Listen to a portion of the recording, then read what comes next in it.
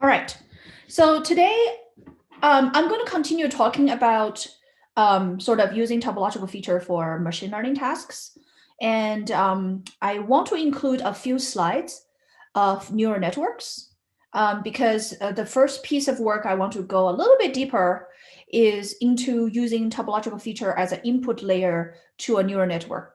So basically, I want to talk a bit closer to the Hofer's work back in 2017. So in the last lecture, we kind of talk about how they designed this particular input layer, sort of how to take a pair of a persistent diagram and actually translate it to a particular number. And before I describe the detail of the rest of the work, I'm going to give an overview of neural network. So of course, this is not a lecture over deep learning, but I provide a bunch of reading material in case this is something you want to learn a bit more about, and if this is something completely new to you. All right.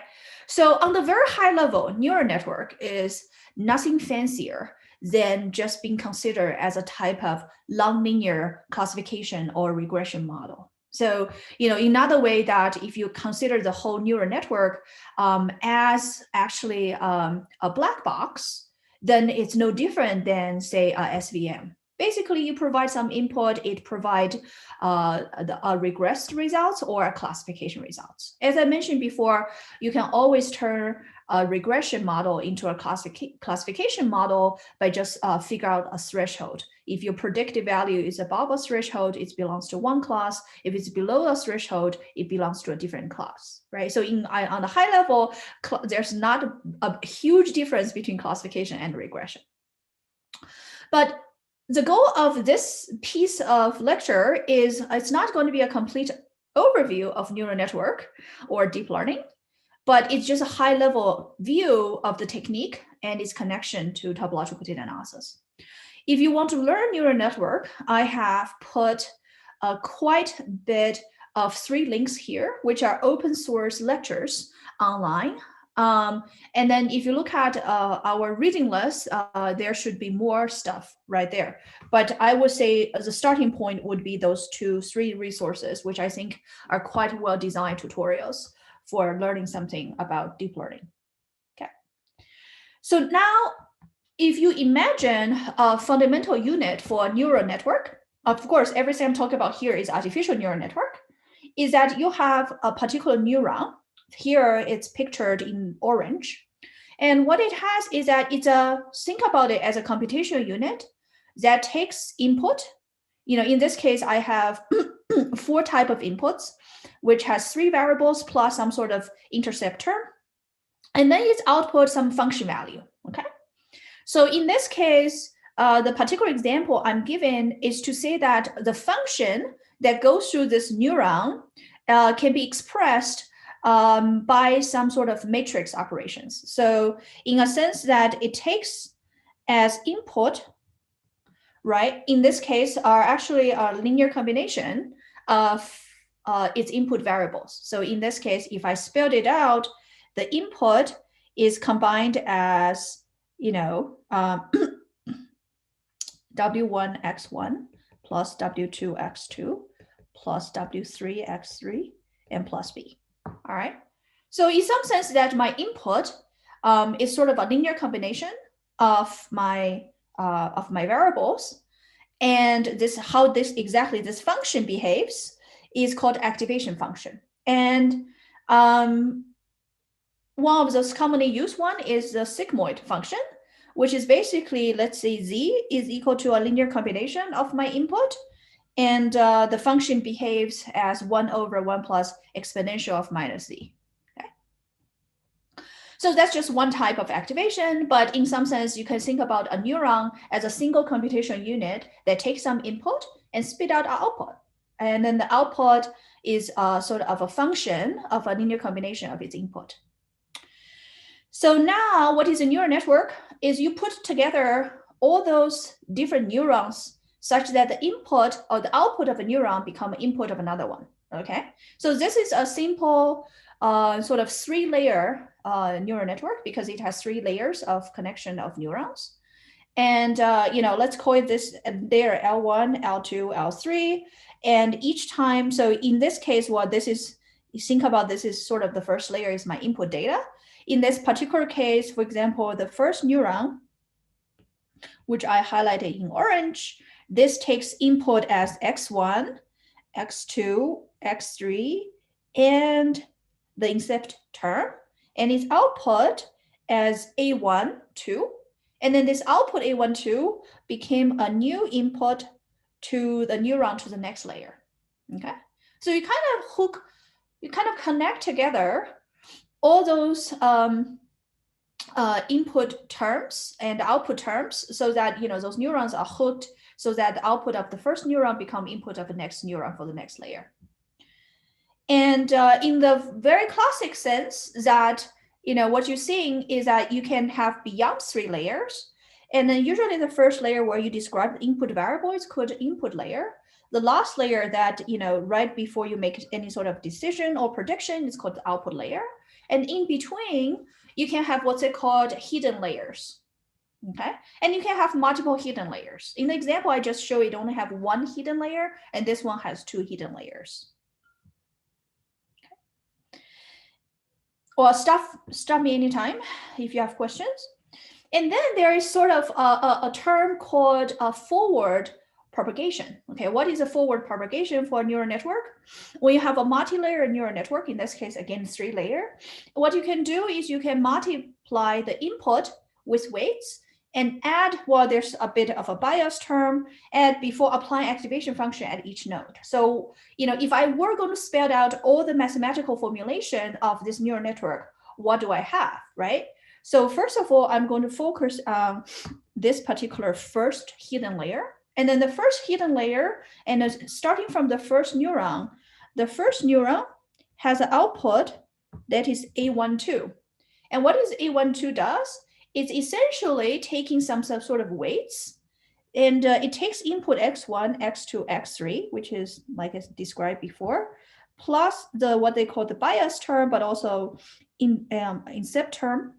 And it's just a linear combination of those input, and then you fit with the function and describe the output. So the output of the first neuron, A1, 2, is sort of the function of its linear combination of its input. You do the same thing, describe the output for the second neuron, and the output of the third neuron. Okay.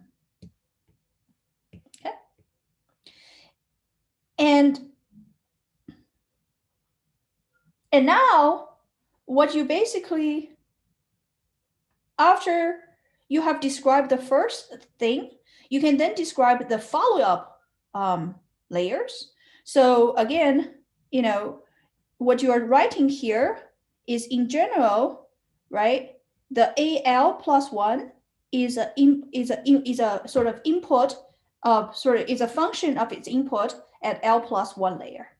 So what you have here is, as I'm going forward across each layer, remember this thing here, this upper part here is describing which layer you are at and what is output of that layer, right? Let's say this is layer 2, then you are having this upper part to denote the output of which layer.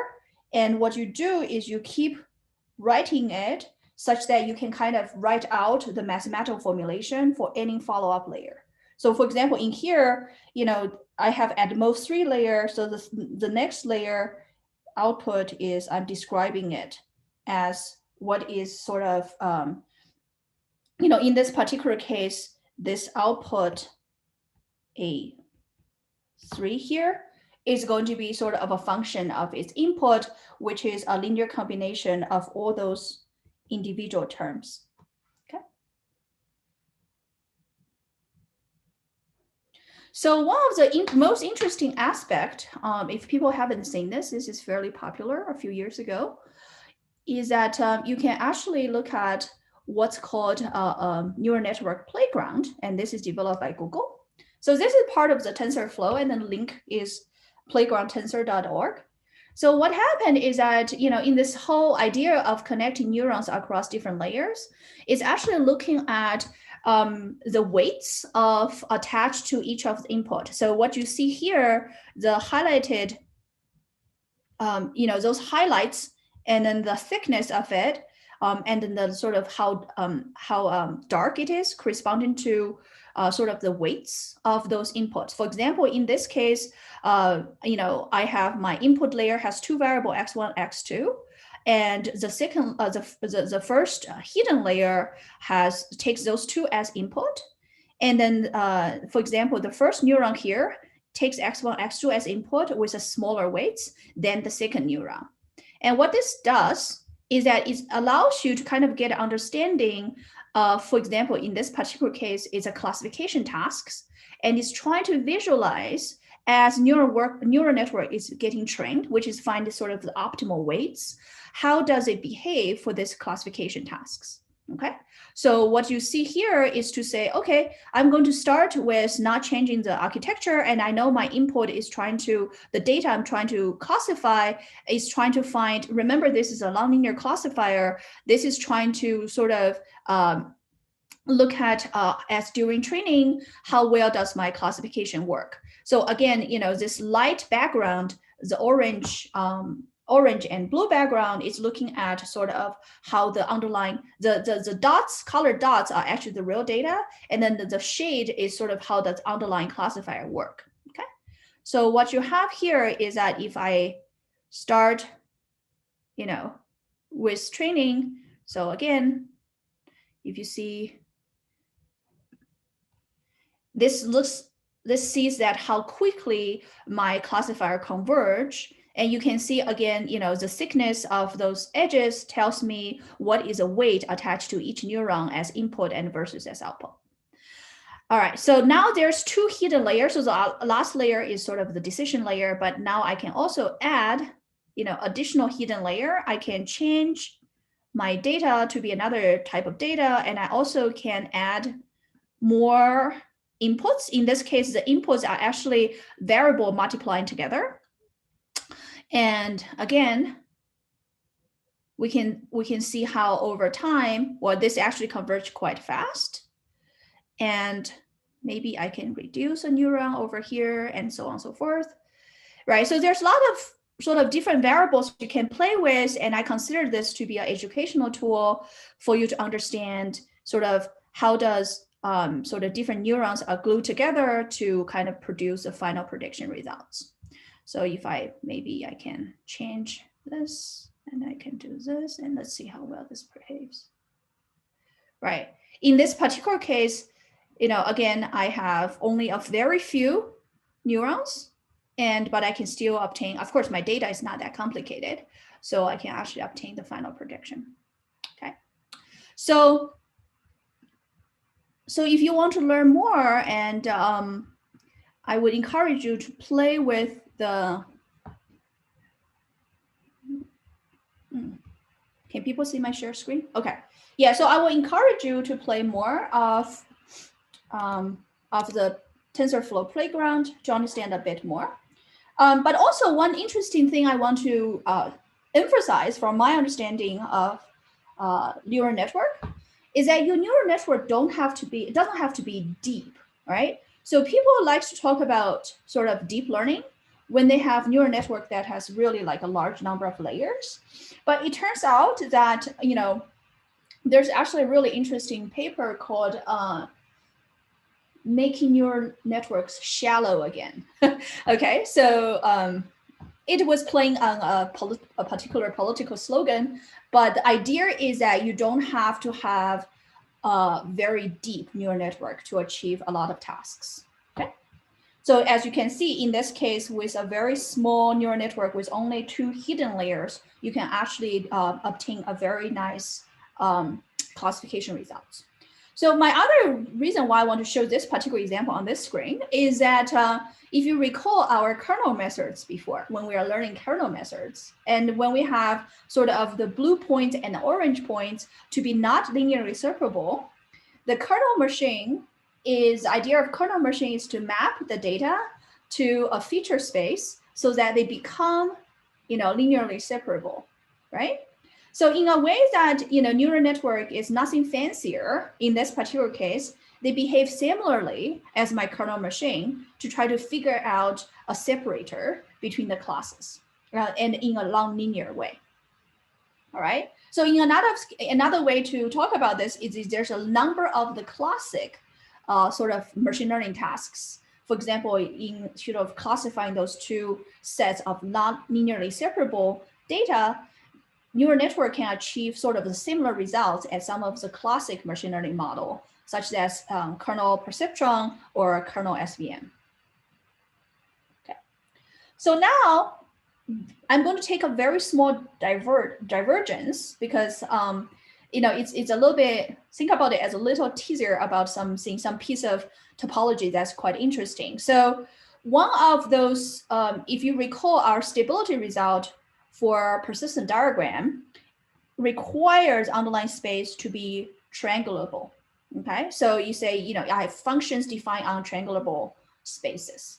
So one of the question I got is, what if your space is not triangular? Are there examples of topological space that is not triangulable? The answer is yes. Of course, those are, again, some sort of pathological examples, but it's actually quite interesting. So, so this is called the Freedman's E8 manifold, okay? So first of all, topological manifolds of dimension 2 or 3 are always triangulable by essentially unique triangulation up to piecewise linear equivalence. Okay, so some of those things behave weird when you actually move into higher dimension. For example, some compact 4-dimensional manifold have infinite number of triangulations or piecewise not equivalent. And then when you have manifold have dimension bigger than 4, then there exists manifold that do not have piecewise linear triangulation, right?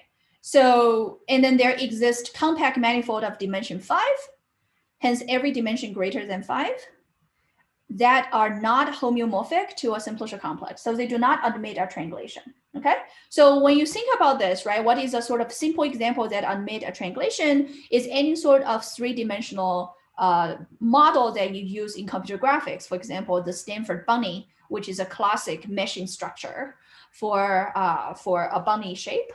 So those are sort of simple examples where they admit triangulation, which means that, let's say, this is my Stanford bunny. I want to draw a bunny, but may not be the best bunny. But anyway, let's say this is a simple bunny. And what happened is that you can actually triangulate the surface of it. So that, so if I enlarge a small area, this small area is going to be sort of represented by triangulation. Okay. And of course, when you talk about this as a triangulation, it's also sort of can be represented. Triangulation is really a fancy word for simplicial complex because it has vertices, edges, and triangles. And my underlying surface can be actually a sort of homeomorphic, which means that it's almost sort of can be mapped equivalently to the underlying support of the simplicial complex. And so there is a particular example where basically what's called Freedman's E8 manifold, which actually exists in 4 dimensions. It is not triangulable as a simplicial complex, okay? So I don't know how to actually visualize it. So my suggestion is for you to actually read a bit more if you're interested in it. Essentially, the idea is there are spaces which you cannot essentially represent as a simplicial complex. Okay. But most data science, most of the data we deal with in data science are not going to be point sample from Freedman's E8 manifold. Okay. So, all right. So today I'm going to move on to go back to a bit more about machine learning with topological data analysis, and then towards the very end, I have a few pieces of more mathematical definition associated with Morse theory. All right. So, like I said, the devil is in the detail with the work by Hofer in 2017, where the main idea is to transform persistent diagram as an input layer to a neural network to be used as an input layer to a neural network. So in the detail, what they did is that for a particular input, for example, in this case, is just a letter. What they do is for each of the direction, each of the height direction, they are going to define and obtain a persistent diagram. Okay, so so what's happening here, if you zoom in, right? In this particular picture, they say, I'm going to look at this shape over all sorts of directions.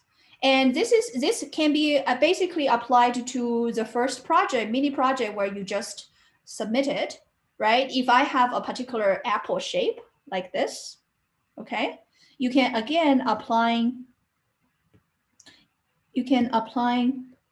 sort of all sort of high direction. And for each high direction, you define what's called the sublevel set filtration, and you obtain one persistent diagram. But if you sample a bunch of directions, you're going to get a collection of persistent diagram. Okay. So that is really, so now, specifically, right, what they do is they use sublevel set filtration, right? And the only difference is that they are capturing what's called essential classes. So this is where I need to kind of jump a little bit over Morse theory, which you get a sense of it at a few lectures ago. And I want to tell you what is called the essential classes and so on. So first of all, there is what's called classic Morse theory and Morse functions. And you've seen this before as I drew by hand, but now I'm just putting everything in a more mathematical formulation. So you have X to be a compact, smooth, d-dimensional manifold, okay? In the example, you are showing that D is sometimes equal to 1 or 2 or at most 3 in a lot of data analysis tasks, especially the data is arise from sort of 2-dimensional, 3-dimensional space.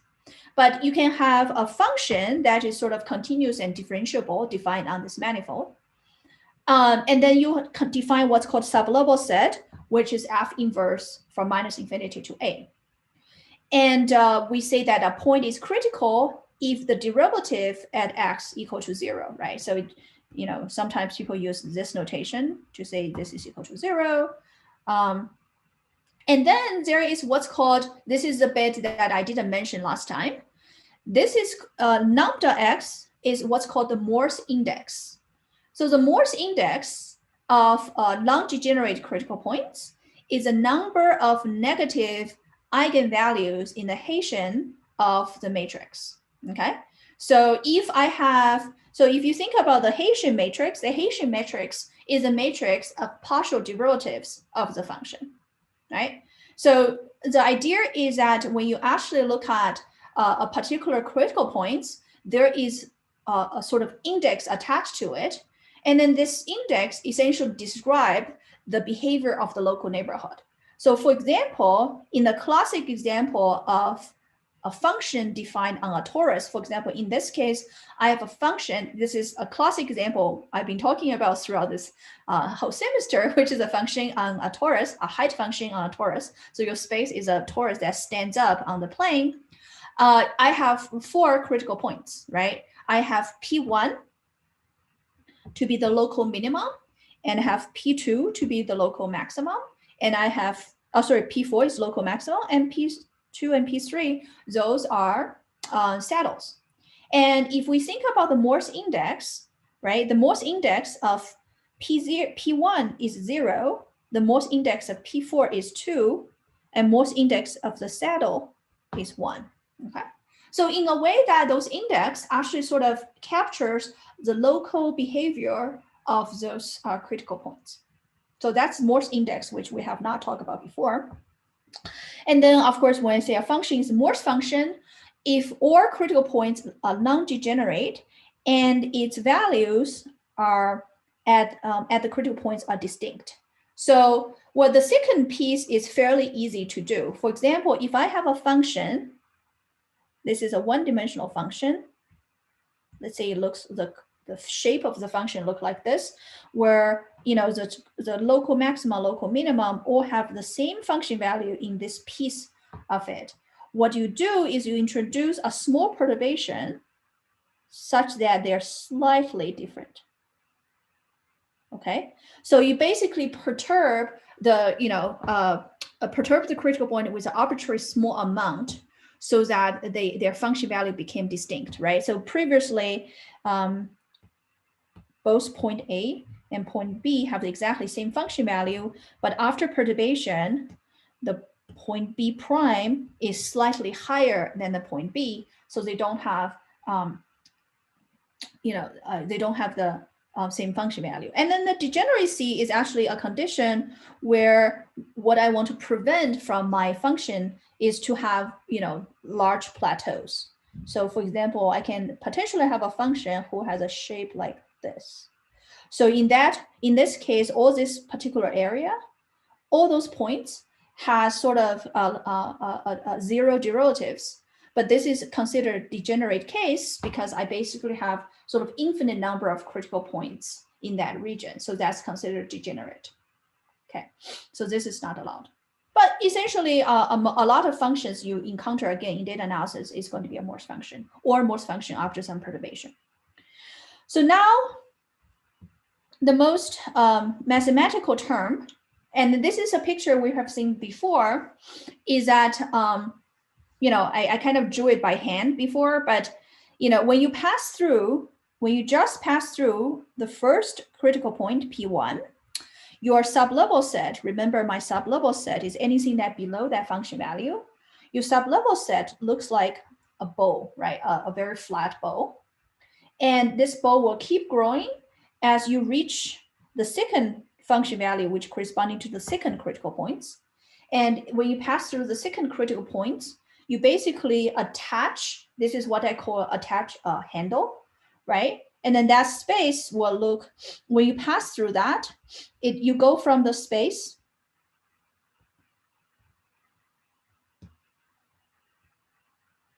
that looks like this. When you pass through it, to be a sort of a curved cylinder. And then when you pass through the third critical point, which is the saddle point, again is equivalent in essentially going to attach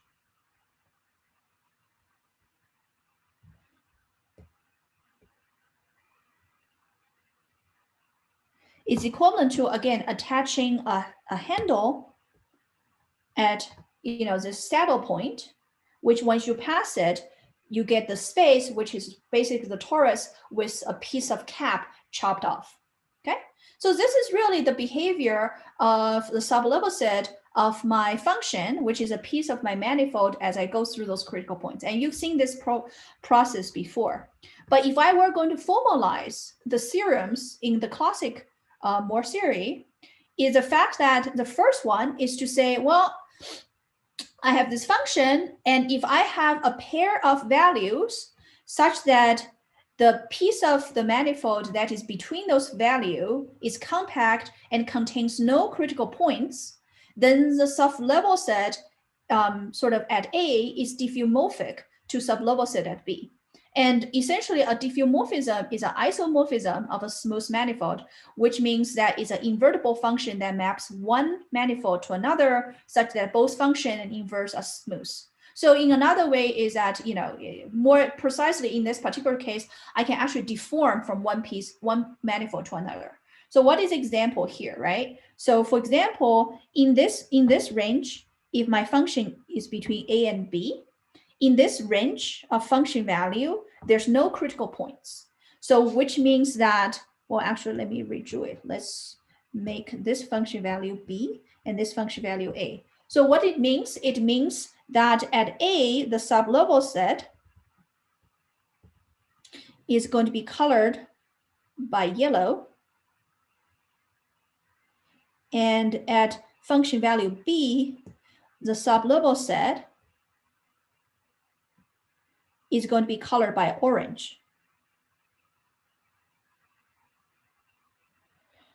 What it's saying in the theorem is essentially that the B and A, those two pieces of cylinder, they can deform into one another in a smooth way. So it's pretty straightforward. In order to deform sort of XB to XA, I just need to kind of shrink a little bit the sort of the tube, the cylinder, okay? And then you can do this in a smooth way and mathematically go through a diffeomorphism. The second part of the theorem, right, if I write it down mathematically, and then the new piece I want to emphasize is right here. But then the second piece is to say, well, if I have, again, an interval such that it contains a single critical point and its index is lambda, then my space above the critical point is sort of diffeomorphic, or can be constructed by the space that is attaching a piece, and this piece A is called a handle. So essentially my space above the critical point can be obtained by the space below critical point, but attaching an extra piece. And that extra piece is called handle. So again, so how do you define this handle? This is a piece of math that I ignored last time when I talked about this. It turns out this extra piece we attach is actually well defined just by the index of the critical points. And it's what it does is to say, I am going to attach a pair of space. I'm going to attach space A along the boundary B.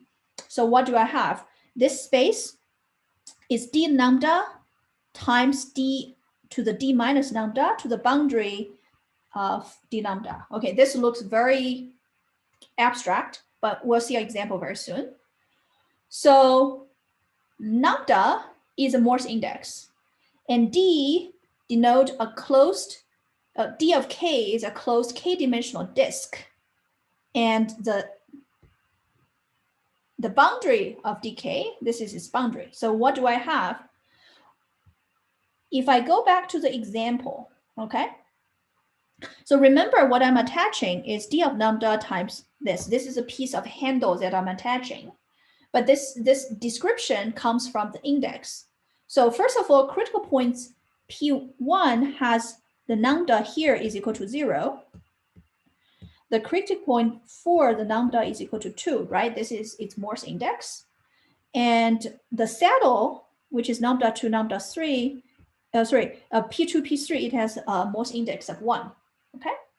So let's start with Morse index 0. If it's Morse index 0, I substitute lambda by 0, so it's d0 times d, my actual dimension is 2, so it's d2.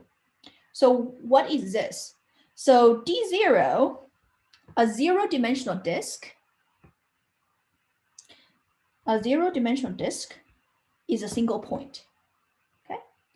A one-dimensional disk is a circle without interior, and a two-dimensional disk is a classic disk you have in mind. It's something look like this. It's really a disk, including its interior, okay? So now, of course, we're doing a cross product. So if I take a 0 times d times a disk, so this is taking a point times this disk, the end result is the disk itself, okay? So that is the first piece, okay? The second piece is taking the boundary of a point times a disk.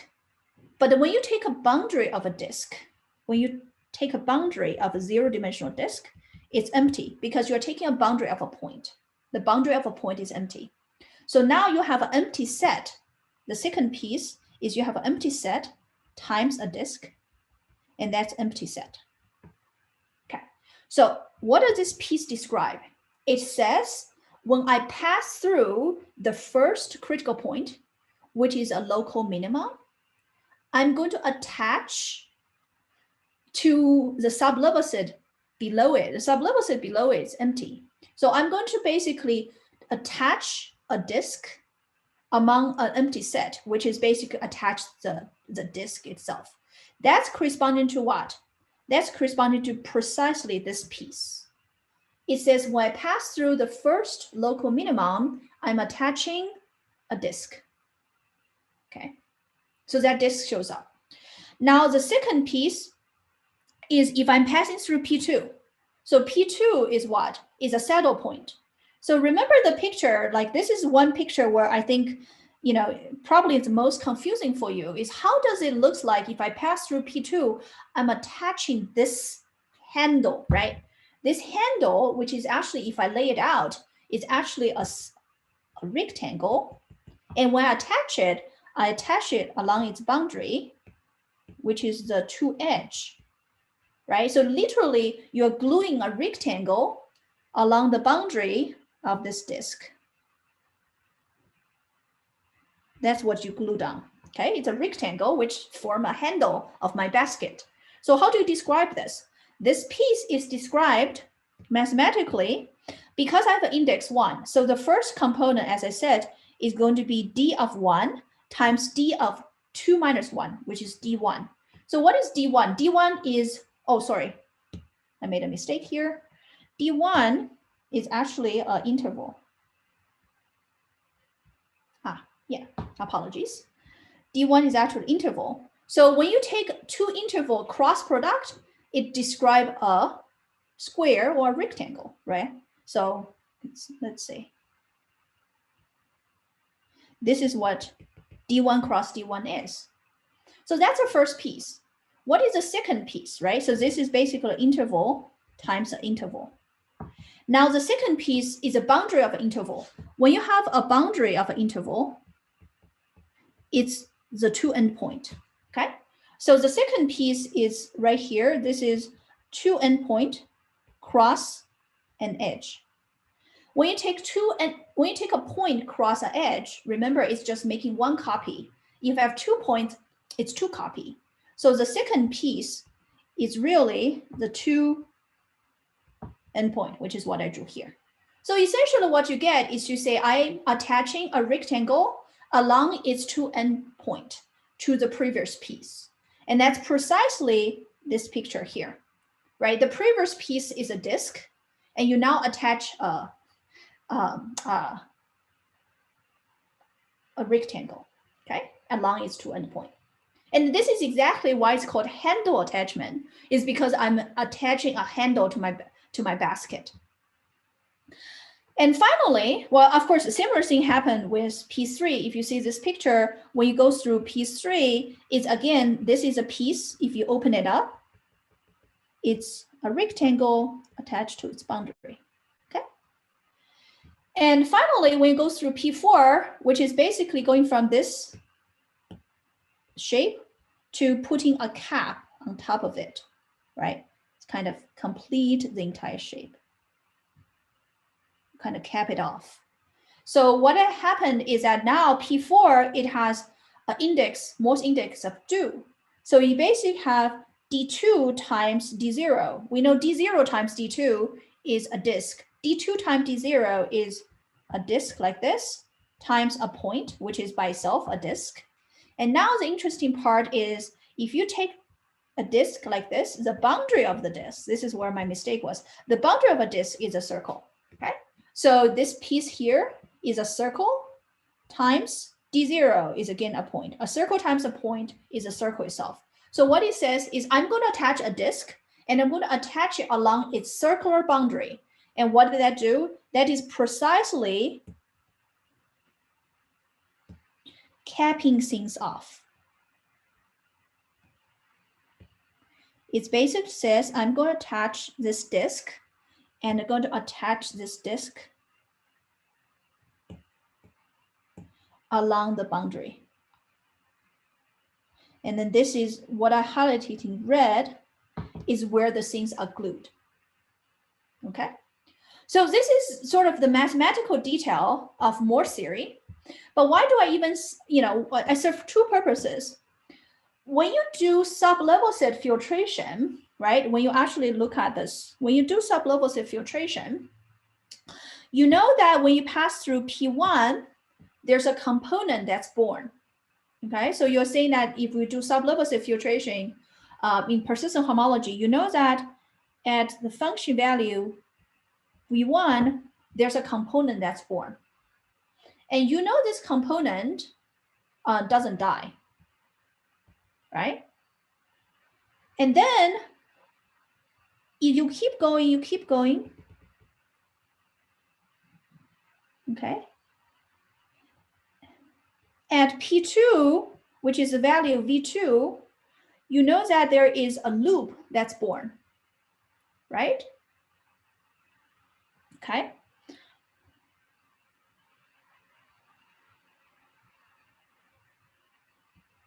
Okay. And also, and you keep going, right? This loop sort of persists. And it actually doesn't die, right? Because you know that at the end of the day, if you actually have the entire torus, that you actually have sort of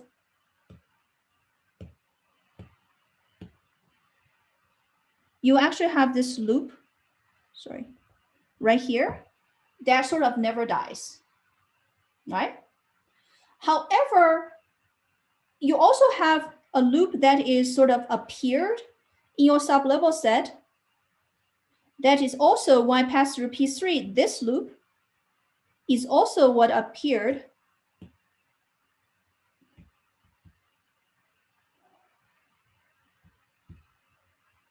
and that never dies, right? Because that corresponds to this loop right here. So in a way that there is, some sort of, if I just look at sublevel set filtration, I will get sort of one-dimensional feature that sort of born and never dies, okay? But there is sort of this argument, and I'm not going to go into the math part of it, but there's this argument that if I want to capture sort of a particular important feature, which is the size of this loop, if I just do sublevel set filtration, I will not be able to capture it, right? So instead, what I'm going to define is I'm going to look at what they call the relative homology, which I'm going to delay until later. But they're going to compute something called relative homology, which is basically I want to take this sublevel set. Oh, let me use a different color. I'm going to take this sublevel set and I'm going to relative to sort of the top part. Okay. And then the hope is that I would generate some sort of pairing, and that pairing is not coming from sublevel set filtration. So you have to be careful here. That pairing does not come from sublevel set filtration, and that pairing enforces a pairing between P3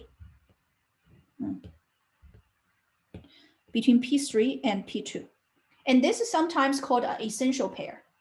So if you think about on the high level, what it does, it kind of pairs this two saddle point with the same index. And then the idea is their pairing, which corresponding to their function value, V3 minus V2, described how big this particular loop is. Okay, so that's called an essential class. So now let's get back to this piece here. So what they did is they look at the sublevel set filtration, which is in the classic sense, but what it didn't capture is those pairings among the saddle points. So that's what's called essential class.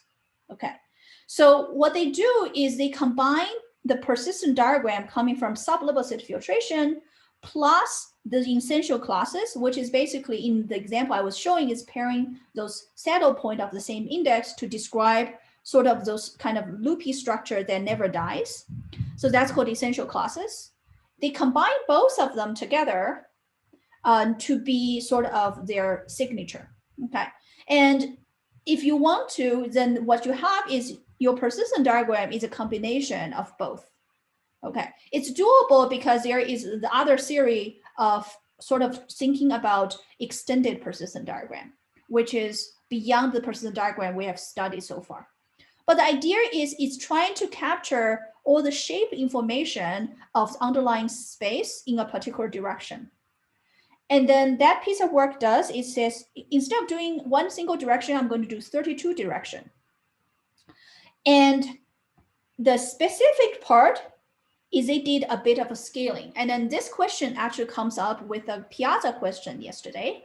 So the question is, like, if I have two persistent diagram, which looks almost the same shape-wise, but the scale is very different. For example, in this case, the function value in here goes from, say, 0 to 10, versus the function value from here goes from 0 to 100, right? So on the large scale, the shape of the persistent look the same, but the scale of them are very different. So you can imagine this may be a persistent diagram of a really big apple, and then this is a persistent diagram of identical apple, but really tiny, right? So you can imagine you can get persistent diagram like this. So now the question is, how do I compare them? If I believe the big apple and the small apple are essentially not the same object, then if you of course, so imagine this is a picture of a small apple, and then this is a picture of a big apple. You might get persistent diagram like this, right? And then what's going to happen is to say, if I just directly compute the bottleneck distance between two of them, you know that they're going to have a large distance, because it's essentially, if I take the point from the first diagram and superimpose onto the point from the second diagram, you're going to see something like this, right? They are essentially two different clusters. So if you believe that you want to differentiate them, then you shouldn't sort of normalize the persistent diagram, or actually, you, instead of normalize the persistent diagram, what you actually, most cases, what you do is you normalize the data itself. So how do you normalize? You basically scale the data by the diameter of the shape, right? So you kind of ignore that. So now, if you don't do normalization, you are treating those two things as sort of very different. Now, if you normalize, if I normalize the data, means that I'm going to rescale, say, the small apple to a big apple based on its diameter, then what you have is essentially, effectively, you are rescaling the persistent diagram. And now, if you, after this rescaling, you're essentially saying that this two persistent diagram has a very small distance from one another. Okay, so that's actually what they did in this work. In this work, they actually scaled, right? So they kind of essentially try to make all the shapes they compare to be of the same size, so that you can actually kind of take the maximum minus minimum value of the function and try to scale. Okay, so, and then what they use is extended persistence, which gives you this essential classes. And this extended persistence, I'm going to delay it when I talk about elevation function, which is used for protein docking. Okay, so again, on the high level is that the essential class pairs sort of those saddle points together to describe this kind of loopy structure. All right, so now, once you have all those 32 directions, and each direction has persistent diagram of 3 dimensions, you basically have a collection of persistent diagram, and that became sort of the input to a particular layer in this piece of research, is that there is a layer that interface with the neural network. Do I have a neural network picture? I probably don't. But the idea is that you have now this layer, and then this layer's function value is defined such that, right, this is how that particular layer is defined. When you actually, if that layer takes an input as a persistent diagram, it will output a particular value where the value is essentially defined in this sort of Gaussian kernel form, okay? But if you have 32 of them, if you have 32, then, well, in this case, it's 32 times 3, which is, oh, 32 times 3, yeah. Why is it 75? Is my math wrong? It should be 96. Oh, okay. But I have this number of persistent diagram fitting. So now each of this shape is now described by a vector that is size 32 times 3. So now each of the shape is transformed into a vector as output of this layer. Okay. And then that, so now with that, you can just use, you basically transform each of the input shape into this high dimensional vector, and you're basically doing classification using this high dimensional vector. So that is really the key component from this 2017 work. Okay, so the second part that they did is they can not only classify shapes, they can also classify graphs. So I gave an example before of how to obtain a persistent diagram from a graph filtration. This is also a filtration, right? So again, you have a function, you have to define a function on the graph. And in this particular case, the function is just the degree of the vertex. So for example, in this case, I have this graph on the upper left corner that this node here has 1, 2, 3, 4, 5 neighbor. So the function value on this point is 5. If it's an endpoint, if it's a leafy point, it has a degree 1, so it has 1 neighbor, so the function value is 1. Same thing with this point, it has 2 neighbor, so the function value is 2. So once you have a function defined on my graph, I can just define the sublevel set of the function, right? Again, the sublevel set of this function is basically all the vertices whose function value is smaller or equal to 2, as well as the induced edges that connect those points. So what do I have is if I just focus on all the nodes whose function value is smaller or equal to 2, then all the nodes that has a degree, let's see, yeah, all the nodes that has a degree less or equal to 2 will be included together with the edge connecting them. So in specific case, what you have is those nodes together with the edge connecting them forms, I mean, of course, the initial setting is all the vertices is going to show up at the same time. So this is sort of the first sublevel set. The next sublevel set, I want to include the nodes that has a degree less or equal to 3. So that's why this node shows up. And because this node shows up, it connects with already existing ones. Okay, and it's not going to connect to this node because this node still have a degree of 5, so it's still not part of the sublevel set. And then finally, when everything is smaller or equal to 5, everything is included. So all you obtain is you have a filtration of, of adding more and more edges in the graph. And now you can actually compute the persistence diagram. Okay, so I said the above picture needs correction because in a sense that if I have over 2, this node actually shouldn't be there because the degree is not less or equal to 2. Same thing here. This node should have been there. And finally, the whole node is there. Okay. So that's how you build a filtration for a graph. And again, if you build a filtration for a graph, each graph get a persistent diagram, and that persistent diagram will turn into a real value based on the layer. And then that value or form a vector, and that vector became an input to the neural network. Okay, so essentially I don't know why it's below the state of art. I don't know what. I don't know what that word is there. So if you have a bunch of shapes or a bunch of graphs, in this case that you want to classify. Oh yeah. Okay. So I know understand what does this mean. So when you say the result is say it's below the state of art, is that if they just use those topological features for classification tasks, that you might not beat the state of art, which is using a specific engineered feature vectors. So if you just purely using topological features, the best, I think, if I remember correctly, the best you can do is to have some sort of classification accuracy that is comparable, but not necessarily better than other classification of sort of engineered features.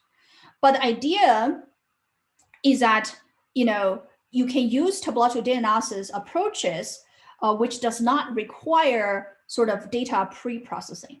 So some of other data pre-processing is, okay, we need to extract the contour of the shape.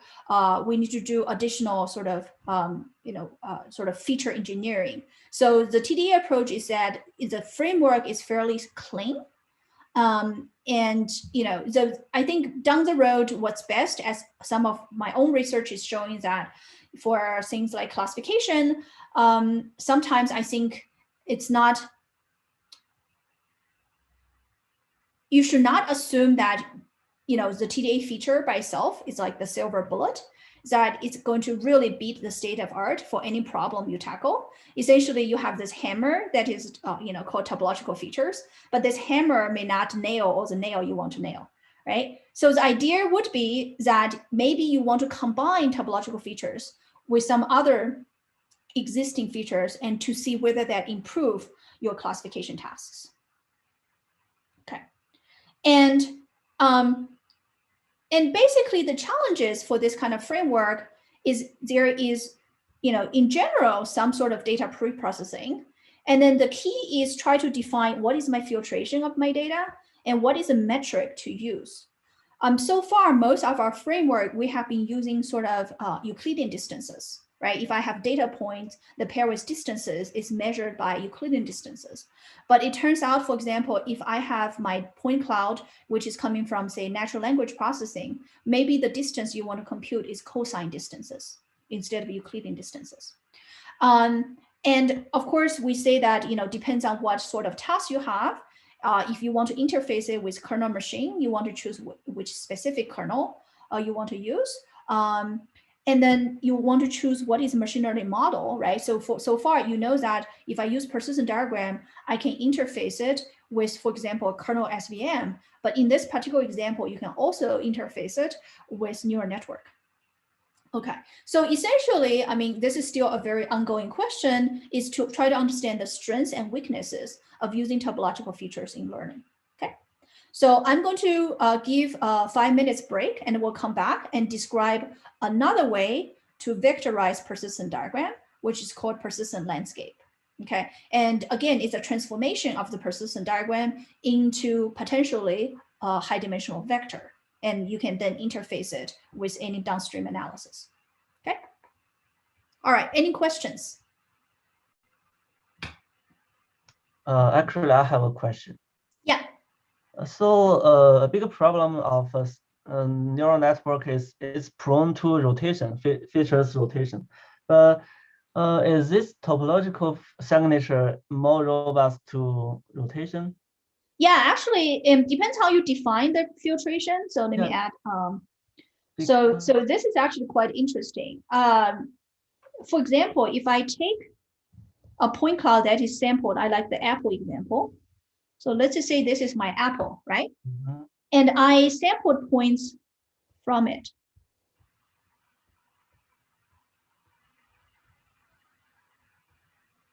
Okay.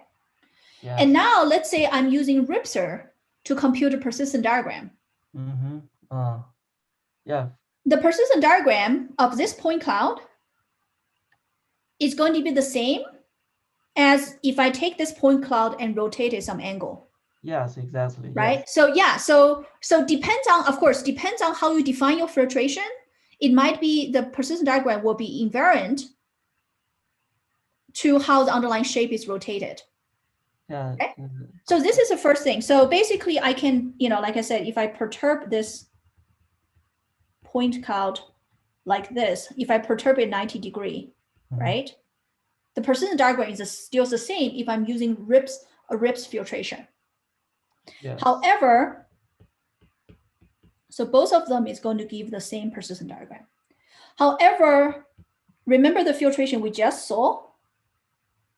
If my filtration is based on this height function, H1, and another height function, H2, if I'm using sublevel set filtration, then they give a different persistent diagram.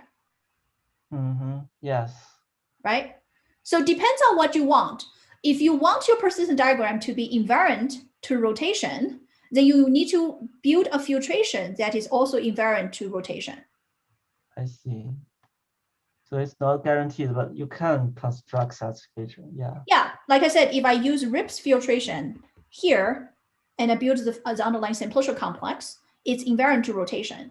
But if I use sublevel set filtration, which is two different type of filtration, right? Yes. This is not invariant. And particularly I want, so in this example, in this particular example, I want to take multiple directions because I want to sort of capture the features of the underlying shape in all sort of directions. Yes. So that's what it says. But a problem here is when your image rotates, maybe the your filtration does not, it will be repermuted, you know, but it's not exactly the same, but it will be rearranged in different order. I don't know what you mean by that. I mean, yeah, so they take like 32 directions, right, for their sublevel set filtration. Oh, well, yeah, so actually, so this is something I was going to delay until later, but here's my argument. Even if I just think about the torus, if I have a height function here, everything I mark in red is the critical points. Yes.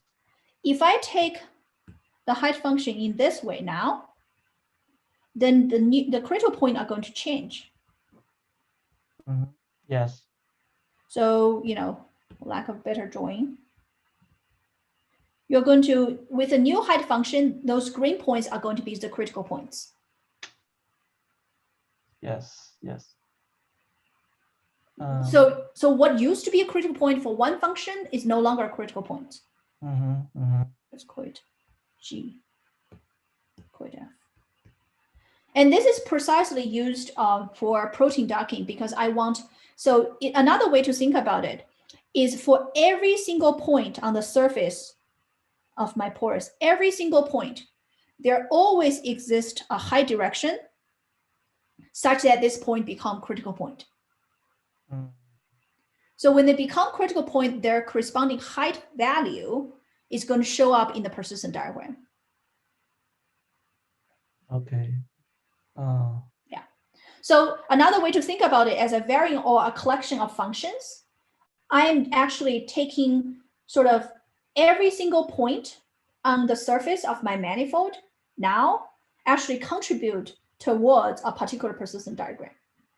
That's another way to think about it. I see. Yeah. Okay, so let's talk about persistent landscape. So you can think about it another way to interpret a persistent diagram. And then the way it's designed is as follows. What you see on the left-hand side, ignore the edges. The blue point are basically my persistent diagram, okay? But persistent landscape sort of takes this formulation where, you know, by construction, what it does is kind of shoot edges on the x-axis and y-axis. So for every single point, I'm going to sort of construct this kind of 90-degree angle triangles that coming out of this, okay? And then what you do is you can look at a particular point on this quadrant, for example, at this point X, you look at how many times it's covered by this kind of rectangle. So another way to think about it is that for, let's say I'm going to use a different color for different angle triangles. So for example, this one give rise to, say, this orange region.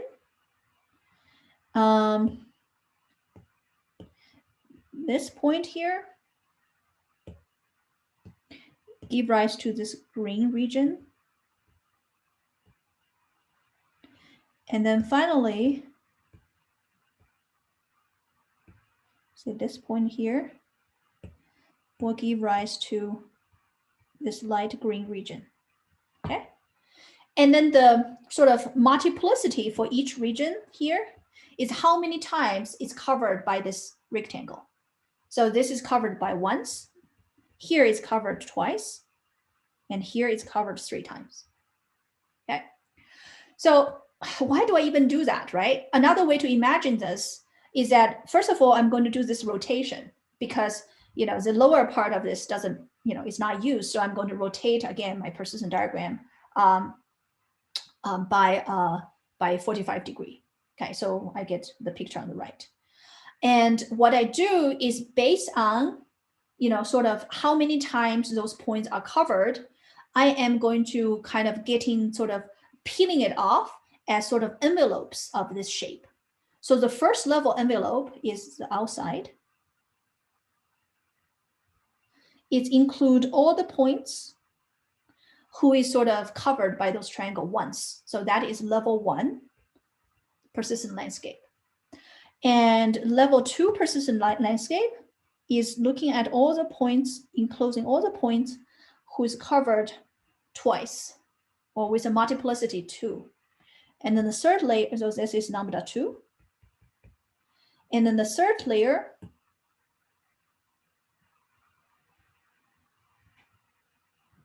this is lambda 3, right? So essentially, all of a sudden what you end up having, well, of course, and let me draw it a little bit further. They goes to,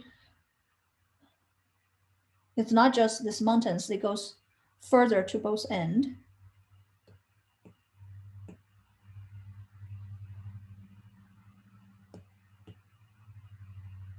Okay. So what's happening now is actually each of those lambda I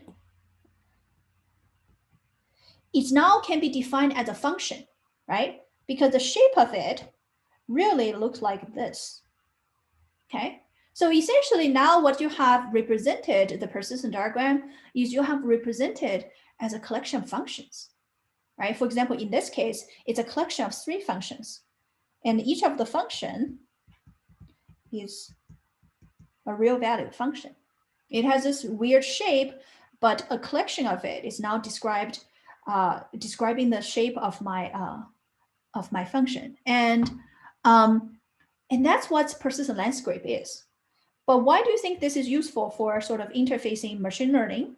Is that once you define this, so now remember I have a collection of 3 points in the persistent diagram, and all this points turns into a landscape, and the landscape is just a collection of one-dimensional function with various degree, so lambda 1, lambda 2, lambda 3.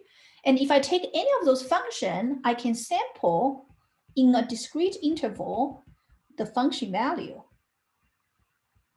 right? So each of the function now can be represented as a sampled value, which is a vector. So that's another way to vectorize my persistent diagram. So essentially, you can vectorize it by taking a sample of lambda 1, lambda 2, and lambda 3. Making sense so far? Okay, so this is a different way of vectorizing a persistent diagram than persistent image, because persistent image is sort of, again, it's rotating, but then it's putting an image over the domain and vectorize that image. In here, I'm turning each of this level into a real value function, and persistent diagrams now become a collection of those functions. And for each of those functions, I can sample at a discrete number of points, right? Then I collect all those points that became my my vector representation. So it turns out that persistent landscapes are all implemented into, there's multiple actual implementations, especially sklearn TDA is a package. I think it's developed in Python that that implemented a large number, including persistent, a large number of kernels, including also persistent landscapes and persistent image. Same thing with sklearn TDA, which also implement this. So again, you can say, I compute a persistent diagram. Instead of using, in the previous picture, instead of using this extra layer, right? I can also turn a persistent diagram in persistent landscape and then vectorize it. Okay, so there's other ways to vectorization.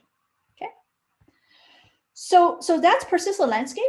And with remaining time, if let's see how much we can go, is there's another way of how topological features will interface with machine learning. So in all the example I've showed before, it has been, I am going to compute some persistent diagram from my data and turn that persistent diagram into some vector representation, and they become input to some model. In this particular case, I'm going to use some topological information in the interior of the model to try to constrain the behavior of the model. So that's called topological regularizer. And then the idea is follows, is that, okay, if I have my data point, which is in this case, orange point and blue points, and you see that they are sort of mixed.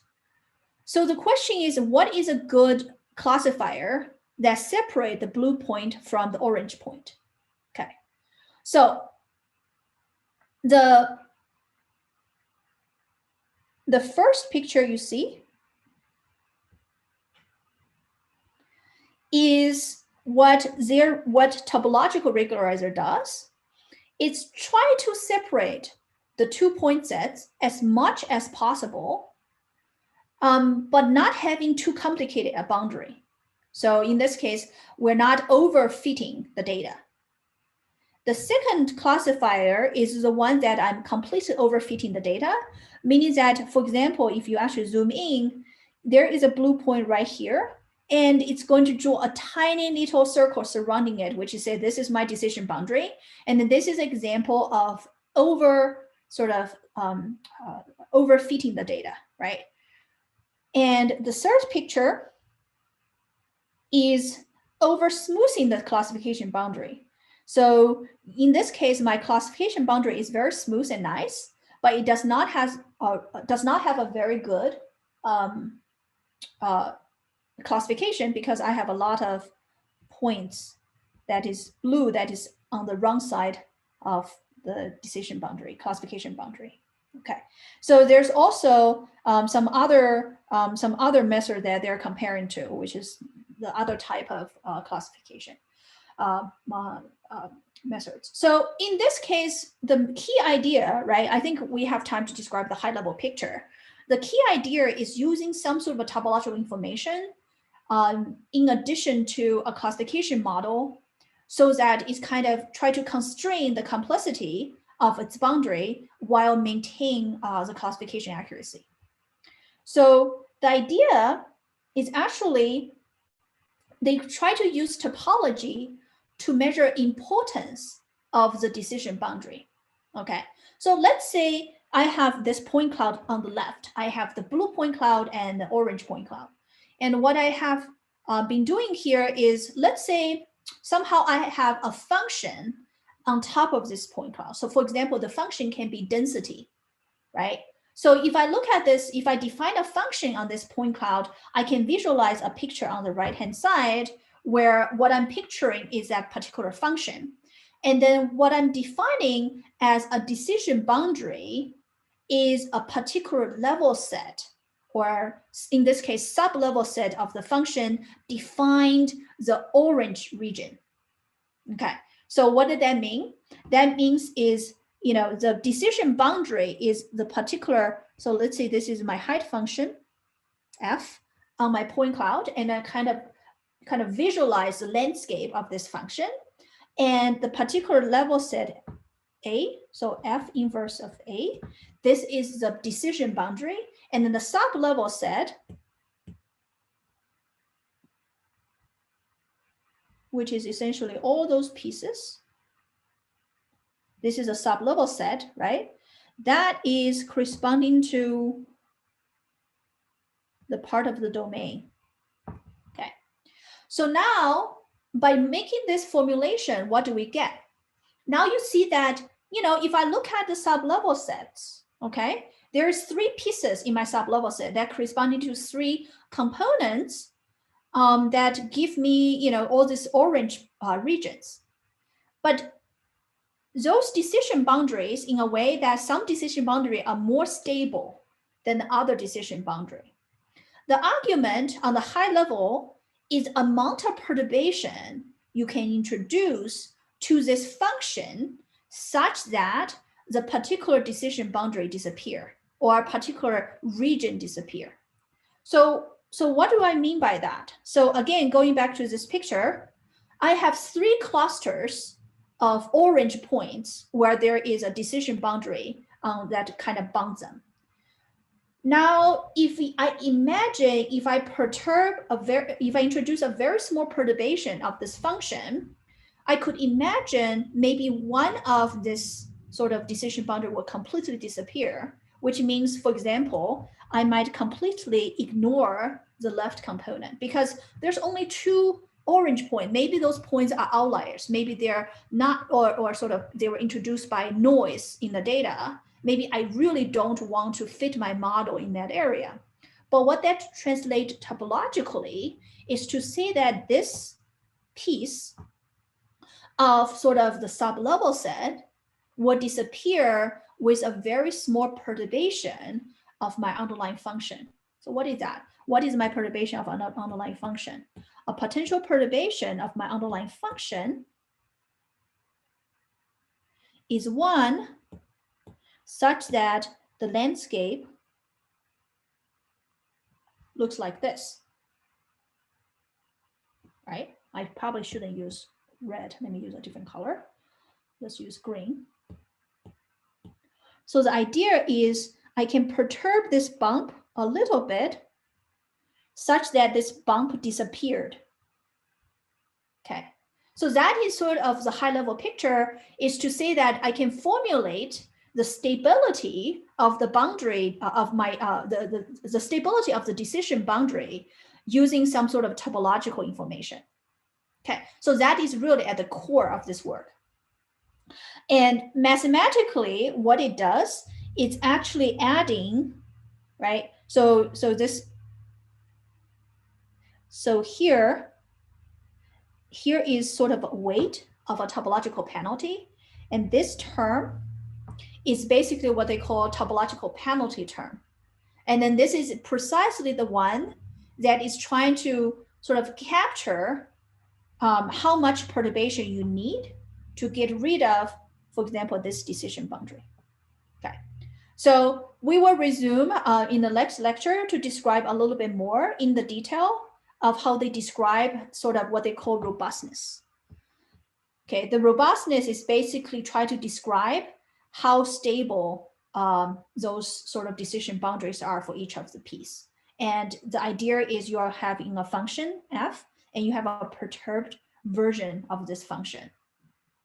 Okay, so the robustness is what is a minimal perturbation, what is minimal amount of perturbation to get rid of that particular feature.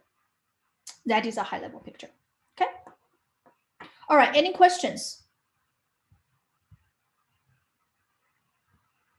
Okay, if there's no questions, I will see you on Thursday, and we'll try to provide as much feedback as possible for the proposal, hopefully before or on Thursday. Okay. All right, I will see you on Thursday.